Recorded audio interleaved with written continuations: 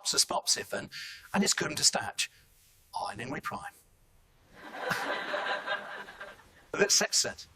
Because what you are about to hear is not noise, not hype, not abuse, not propaganda.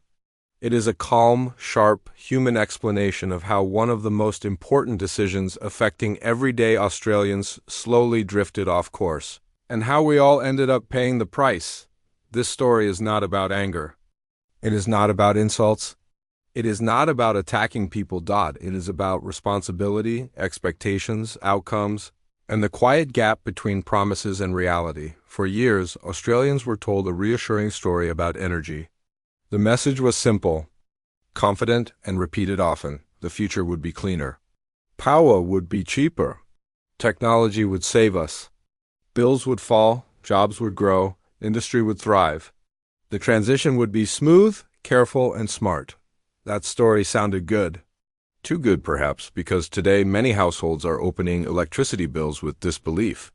Businesses are quietly shutting doors, factories are scaling back, families are budgeting harder, and people are asking a simple, reasonable question: how did we get here?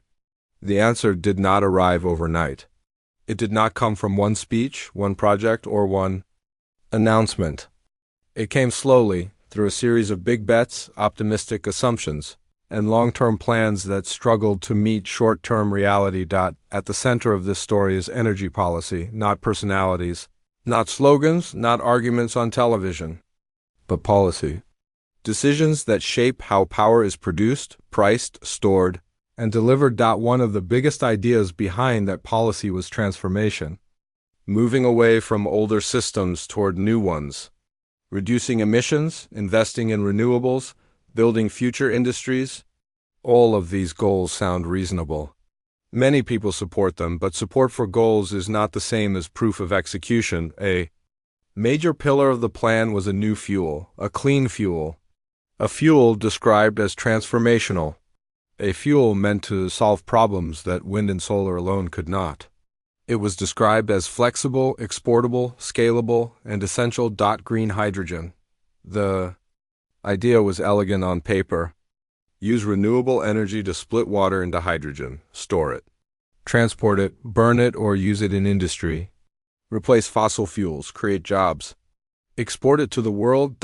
It sounded like progress itself, but here is where reality quietly intervened. Making green hydrogen is extremely energy intensive. It requires enormous amounts of electricity. The infrastructure is complex, transport is difficult, storage is expensive, and despite years of global research, it has not yet proven itself economically viable at large scale. That does not mean it will never work. It means it does not work now in the way it was presented, yet enormous expectations were built around it. Billions of dollars were announced. Dozens of projects were proposed. Headlines spoke of a booming hydrogen future. And then silence. Projects stalled, timelines slipped. Investors hesitated, studies revised expectations. Many proposals never moved beyond early planning, some were paused. Others were quietly shelved. This was not sabotage. It was not conspiracy. It was economics meeting physics. At the same time, the energy grid itself was under pressure. As older power sources were retired or discouraged, new ones struggled to replace them with the same reliability. Renewable energy is valuable, but it is also intermittent. The sun sets. The wind slows. Batteries help, but not at the scale required to stabilize an entire national system without enormous cost. So what happens when supply becomes tight? Prices rise. And rise they did. For households, this meant painful increases. Bills jumped sharply within a short period. For families already dealing with higher living costs, this felt like another weight added to the load. For businesses, especially energy-intensive ones, the effect was brutal. Power is not optional for manufacturing. It is not a luxury. It is a core input. When energy costs surge, margins disappear. Decisions become unavoidable. Some companies reduced shifts. Some delayed investment. Some shut down entirely. Each closure meant lost jobs, lost skills, Lost capacity that does not return easily. And all the while, people were told that this was part of a necessary transition, that things would stabilize, that the long-term benefits would eventually arrive, but patience wears thin when the bills keep coming. Another issue quietly grew alongside rising prices: confidence. Investors want certainty. Industry wants predictability. When policy signals shift, timelines stretch, and flagship projects stall, confidence erodes. Energy systems are not built on hope.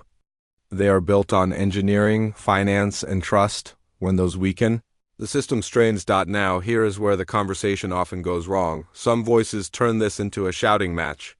Some turn it into personal attacks.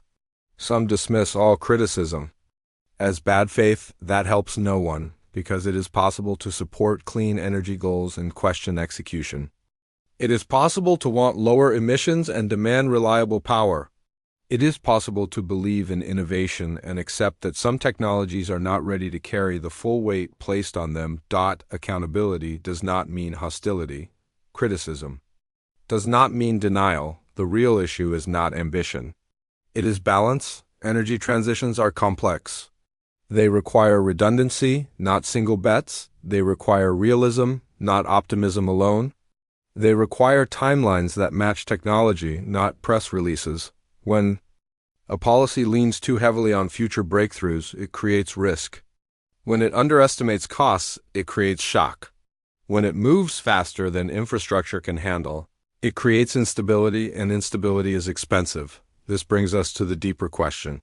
Many people are quietly asking, when outcomes diverge so sharply from promises, what happens next? In many parts of life, repeated underperformance leads to change. In business, leadership shifts. In sport, coaches are replaced. In everyday work, accountability follows results. In politics, the rules are different. Policies are defended as long-term. Outcomes are reframed as transitional. Responsibility is shared broadly. Individual decisions blur into collective direction. This does not mean anyone is acting with bad intent. It means the system protects continuity over correction, but that protection has a cost, because when people feel unheard, when bills rise faster than explanations, when industries disappear without acknowledgement, trust erodes. And trust, once lost, is hard to rebuild. The tragedy is that this outcome was not inevitable. Australia has vast energy resources, diverse options, skilled engineers, strong institutions. A transition could have been paced differently. Multiple technologies could have been pursued in parallel. Reliability could have been prioritized alongside change. Instead, too much confidence was placed in solutions that were not ready, while proven systems were sidelined before replacements were secure. The result is what we see today: pressure, frustration, and confusion. So, where does this leave us? It leaves us with a lesson. Not that clean energy is wrong. Not that innovation should stop. Not that ambition is dangerous, but that reality always has the final vote. Good policy respects physics. Good policy respects economics. Good policy respects the lives it affects. Promises must match delivery. Transitions must protect people. And when plans fail, adjustment is not weakness, it is responsibility.